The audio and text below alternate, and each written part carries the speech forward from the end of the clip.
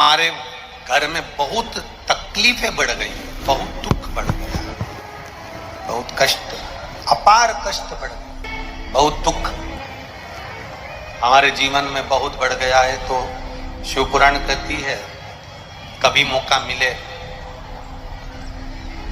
एक बेलपत्र जिसकी डंडी का मुख जहां से पानी बहता है जलाधारी की ओर, समझ में आ रहा है ना, जहां जलाधारी हो और जलाधारी में जहां पानी बह रहा हो,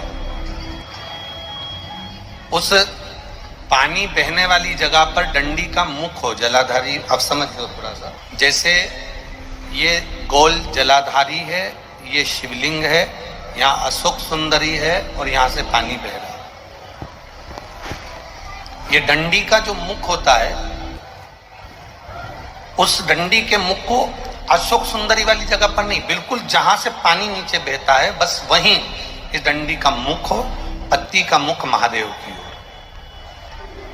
और एक बेलपत्री जिसकी डंडी आप जब शिव जी को समर्पित करें तो बीच वाली पत्ती का मुख आपकी ओर हो और डंडी का मुख पीछे की ओर, डंडी का मुख पीछे की, पत्ती का मुख आपकी ओर। महाराज शिव महापुराण की कथा कहती है किसी भी 12 महीने में शिवरात्रि आती है, 12 महीने शिवरात्रि आती है, किसी भी एक शिवरात्रि पर, किसी भी एक शिवरात्रि पर अगर आप भगवान शंकर के मंदिर में जाकर ये 2 बेलपत्री समर्पित कर कर दोनों जगह पर पंचजल, मतलब जो कलश आपके पास में है, पानी का लोटा, जल का पात्र जो आपके पास में है, तो यहां जो बेलपत्री आपने इस ओर जल पानी बह रहा इस ओर रखी, यहां पर भी 5 बार जल उसी कलश में से 5 बार जल यहां पर, और उसी कलश में से 5 बार जल जो शिवलिंग पर आपने बेलपत्र रखी है समर्पित करिए वहां पर। ऐसे 5 बार इधर और 5 बार शिवलिंग पर जल समर्पित कर कर अपने जो दुख हैं, अपनी जो तकलीफ है, अपना जो कष्ट है, बहुत तकलीफें जो हमें आ रही है, बहुत जो तकलीफें हमें आ रही है, हम वो बाबा से कहकर, बाबा से प्रार्थना कर अगर वो जल दोनों जगह पर एक शिवरात्रि, 12 महीने शिवरात्रि आती है, किसी भी शिवरात्रि को हम जब जल समर्पित करें और बाबा से प्रार्थना करें तो ये निश्चित है एक शिवरात्रि पर करते हैं, अगली शिवरात्रि जब आती है तो बाबा आपके दुख को, आपके कष्ट को मिटा ही देता। कभी आपको अगर मौका मिले जीवन में और आपके यहाँ अगर सफेद फूल ज्यादा आ जाता हो तो 12 महीने शिवरात्रि आती है 12 महीने शिवरात्रि आती है। आप किसी कामना से अगर शंकर जी की आराधना कर रहे हैं या आप शिवरात्रि पर व्रत करें ना करें, 12 महीने शिवरात्रि आती है। आप प्रयास करना, एक कामना कर कर शंकर जी के शिवलिंग का और शंकर जी की जो जलाधारी है उसका शाम के समय, प्रदोष के समय पर, शिवरात्रि के दिन सफेद पुष्प की पंखड़ियों से शिव का श्रृंगार करना प्रारंभ कर दीजिए। जिस मंदिर में कोई नहीं जाए उस मंदिर में जाकर आप शिव का श्रृंगार करिए, श्रृंगार करो। आप दूसरा सोमवार आएगा, दूसरा शिवरात्रि आएगी ना, दूसरी महीने की जब शिवरात्रि आएगी तो आपको मालूम पड़ेगा कि आपने शंकर का जो पुष्प का श्रृंगार करा था, श्वेत पुष्प की पत्तियों का, सफेद फूल की पत्तियों का। श्री शिवाय नमस्तुभ्यम, ओम नमः शिवाय। आपका वीडियो में स्वागत है। दोस्तों, आ गई है मासिक शिवरात्रि। इस मासिक शिवरात्रि पर आप क्या उपाय कर सकते हैं, यह गुरुजी द्वारा ही बताया गया है। इस वीडियो में हमने 4 उपाय बताए हैं जो आप शिवरात्रि के दिन कर सकते हैं। यदि उपाय में आपको कोई भी समस्या आए तो आप कमेंट करके पूछ सकते हैं। यदि आप हमारे चैनल पर पहली बार आए हैं तो चैनल को सब्सक्राइब करना ना भूलें।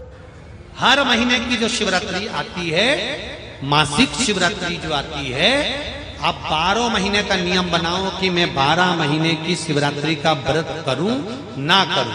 मैं शंकर के मंदिर में 12 महीने जो शिवरात्रि आती है उस शिवरात्रि का नियम लेती हूं कि शिवरात्रि के दिन मैं दिया लगाने 3 जगह पर जाऊंगी। पहला, बोलते जाओ जम के, बेलपत्री के नीचे। दूसरा, शंकर भगवान के मंदिर में या शिव मंदिर की चौखट पर।